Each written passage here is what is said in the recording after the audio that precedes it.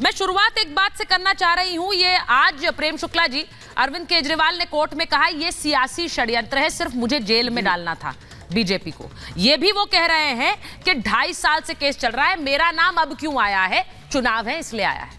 प्रेम शुक्ला जी, देखिए, श्रीमान अरविंद केजरीवाल ने आज अदालत को भी अपना राजनीतिक मंच बनाने का विफल प्रयास किया। उनसे अदालत ने पूछा कि आप जो कुछ कहना चाहते हैं तो आप लिखित स्वरूप में क्यों नहीं देते। ने कहा नहीं, मुझे अपना वक्तव्य रखना है। वक्तव्य क्या रखा उन्होंने, जो पिछले 15 दिनों से लगातार आम आदमी पार्टी के तमाम जो है नेता तोता रटत भाषा में कह रहे हैं, जिसमें किसी प्रकार का तथ्य नहीं है। और अदालत ने उसको स्वीकार किया होता तो उनकी जो है रिमांड की अवधि आज बढ़ाते नहीं। तो श्रीमान अरविंद केजरीवाल जी, आप तो 9 समन तो आप जो है सामने से आपने स्वीकार ही नहीं किया।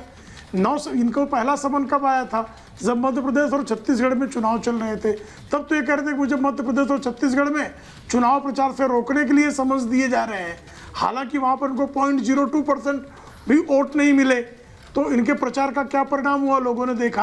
आप 9 के 9 समन स्वीकारते नहीं है। इन्वेस्टिगेशन में जब आपके विरुद्ध प्रमाण मिलेगा, बयान मिलेगा, आपके विरुद्ध तभी तो कार्रवाई की जाएगी और वह कानूनी प्रक्रिया के अंतर्गत की जाएगी।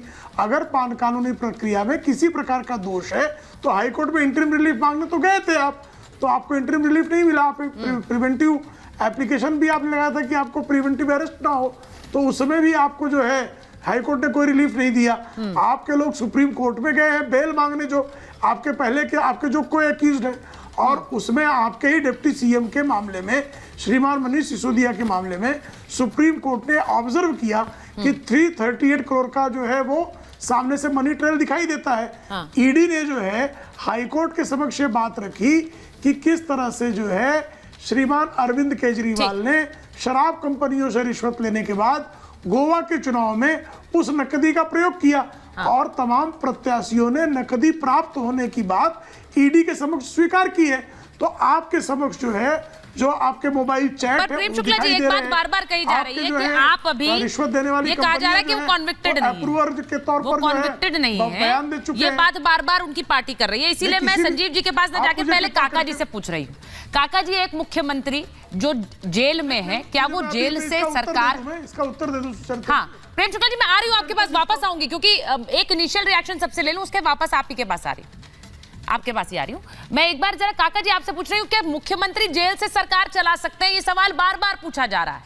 अब दिल्ली की जनता भी, मुझे लगता है कि जनता की अदालत से बड़ा कुछ नहीं होता। जो बात आज अरविंद केजरीवाल ने कोर्ट में कही, दिल्ली की जनता बता देगी, उसके लिए हमें इंतजार करना होगा। लेकिन क्या कोर्ट, जेल में से कोई मुख्यमंत्री सरकार चला सकता है?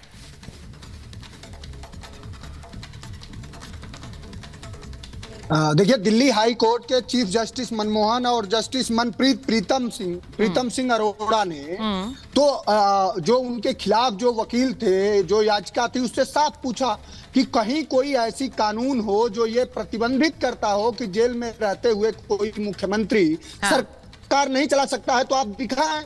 अधिवक्ता वो दिखाने में नाकाम रहे। कोर्ट ने कहा कि ऐसा कहीं कोई कानून नहीं है। अब सवाल यह है कि भारतीय जनता पार्टी को जब उनको हाई कोर्ट से राहत मिल गई तो बेचैनी ये है कि भारतीय जनता पार्टी अपनी चोरी देश को नहीं बताना चाहती। वो पार्टी ये नहीं बता पा रही है कि शरद रेड्डी से, जो शरद रेड्डी शराब घोटाले का मुख्य अभियुक्त था, उसको सरकारी गवाह बना करके कहीं भी आप और किसी राजनीतिक दल ने 1 रुपया नहीं लिया। लेकिन वो जैसे जेल जाता है वो 5 करोड़ देता है, जैसे बेल होती है वो 25 करोड़ पाता है भारतीय जनता पार्टी। अब पीएमएलए एक्ट में कोई उसका विरोध ईडी नहीं करती है। तो सवाल ये है कि अब ईडी सीबीआई कोई संस्था नहीं है देश में, वो अब भारतीय जनता पार्टी का अनुसांगिक संगठन हो चुकी है। और पूरे देश का जो लूट है, 55 करोड़ रुपया ये ले लिए, बीजेपी ने लिया, तो नरेंद्र मोदी जी के कंस्पिरेटर नहीं है। लेकिन वहां किसी भी पैसे का या रुपए का कोई ट्रेल नहीं दिखा, तो वो दोषी हैं। अब सवाल यह है कि ईडी सीबीआई जैसे जो संस्थान जो देश में आम आदमी के भरोसे के लिए थे, उनके बचाव के लिए थे, दुर्भाग्य से अब वो मोदी सरकार का बचाव कर रहे हैं जो बचने वाली नहीं है। और जनता आप ये जानती कह रहे हैं, ठीक है। जो चीज हाई कोर्ट ने जिससे राहत मिली, कितनी बेहयाई से उसका हाँ। बचाव किया जा रहा बिना तथ्य जाने। अब चूंकि व्हाट्सएप यूनिवर्सिटी से जब ज्ञानवर्धन होता है तो ऐसे ही लोग बोलते हैं, जो मन में आए वही बोल दें। जो भारतीय जनता पार्टी के दफ्तर से निकले, जो बंच ऑफ थॉट से निकले, जो सावरकर से निकले, वही सही है। और जाकर के मत्था नहीं, अब टेकेंगे गांधी का। इसमें लेकिन सावरकर पूरे कहाँ से आ हिस्से का गए? तो पूरा इनका चरित्र दोहरा है। सुनिए, मैं काका जी, आप बीजेपी पर अटैक करेंगे, वो आप पर अटैक करेंगे, ये तो सब मानकर बैठे हैं, इसमें कोई दो राय नहीं है। लेकिन मैं थोड़ा फैक्ट्स पर बात करना चाहती हूँ, मैं फैक्ट्स पर बात करना चाह रही हूँ, इसीलिए।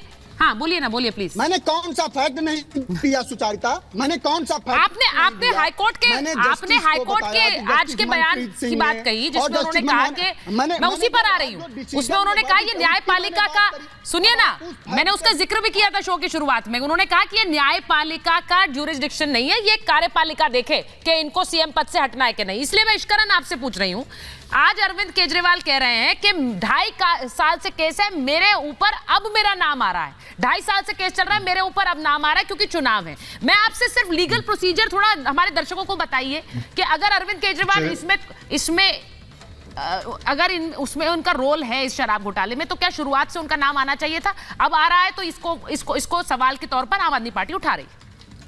सुचरिता जी, मैं दोनों बातों पे लीगल जवाब दे देता हूँ। हाई कोर्ट में चीफ मिनिस्टरशिप को लेके क्या हुआ और शराब घोटाले को लेके। अगर आपको याद है, मैंने आपकी ही डिबेट में कहा था कि ब्लैक एंड व्हाइट में संविधान में ऐसा कुछ नहीं लिखा हुआ कि अगर आप जेल में हैं तो आप सीएम नहीं रह पाएंगे। और इसका सरल रीजन है, मुझे नहीं लगता जब कॉन्स्टिट्यूशन ड्राफ्ट हो रहा था कोई ये कल्पना कर सकता था कि आप क्रिमिनल केस में जेल जाएंगे और कहेंगे, एक स्कैम के अंदर जेल जाएंगे और कहेंगे कि नहीं मैं अभी भी मुख्यमंत्री रहूंगा। इनफैक्ट अगर आप देखिए, 2 साल की सजा जब कन्विक्ट हो जाते हैं और आप उसके बाद एमपी या एमएलए नहीं रह पाते, वो भी सुप्रीम कोर्ट जजमेंट से आया था। संविधान में तो में वो भी नहीं लिखा हुआ था, क्योंकि ऐसी कल्पना ही नहीं हो सकती थी उस समय कि ये चीजें होंगी। हुई तो सुप्रीम कोर्ट की जजमेंट आई। आज जो कोर्ट ने कहा सीएम इशू पे, ये सबको पता होना चाहिए। कोर्ट के जो ऑर्डर में ओरल ऑब्जर्वेशन, मैं लीगल वेबसाइट से कर रहा हूँ, कोई मैं मीडिया की रिपोर्टिंग नहीं कर रहा हूँ, वो कहती है अगर कोई कॉन्स्टिट्यूशनल फेलियर है तो वो प्रेसिडेंट या गवर्नर उस पर एक्ट करेंगे। Is there any scope for judicial interference? मतलब ये जुडिशरी के अधीन नहीं है, ये तो प्रेसिडेंट को और गवर्नर को देखना है, उसमें समय लगेगा। एक कॉन्स्टिट्यूशनल मशीनरी है और ये सही भी है, क्योंकि हमारे देश में जुडिशियल एक्टिविज्म पे भी डिबेट होती है और सबकी अपनी अपनी अधिकार क्षेत्र होता है। इससे पहले भी ये पीआई डली थी हाईकोर्ट में मंत्री को लेके, जब सत्येंद्र जैन या मनीष सिसोदिया, मेरे ख्याल से सत्येंद्र जैन पे डली थी, तब भी हाईकोर्ट की डिफरेंट बेंच ने ये व्यू लिया था कौन कैबिनेट में मंत्री होगा। ये सीएम है और अगर कॉन्स्टिट्यूशनल ब्रेकडाउन है तो लेफ्टिनेंट गवर्नर प्रेसिडेंट, उसका एक कंप्लीटली सेपरेट प्रोसेस है।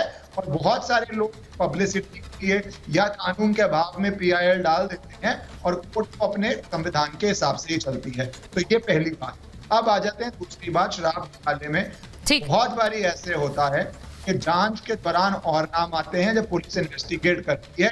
एफआईआर अपने आप में एक इंसाइक्लोपीडिया नहीं होती, शिकायत एफआईआर होती है, उसके बाद उस पर जांच होती है, जांच के अंदर सबूत आते हैं, ट्रेल मिलते हैं और जांच आगे बढ़ती जाती है।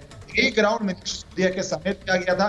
इनिशियल एफआईआर में मनीष सिसोदिया का नाम नहीं था, वो अरेस्ट हुए, कि अरेस्ट चैलेंज किया गया, सुप्रीम कोर्ट तक किया गया और सुप्रीम कोर्ट ने पाया अरेस्ट जायज था। वही मिस्टर केजरीवाल के साथ हो रहा है। बहुत बारी जांच के अंदर नाम निकलते हैं और उसके बाद अरेस्ट होते हैं।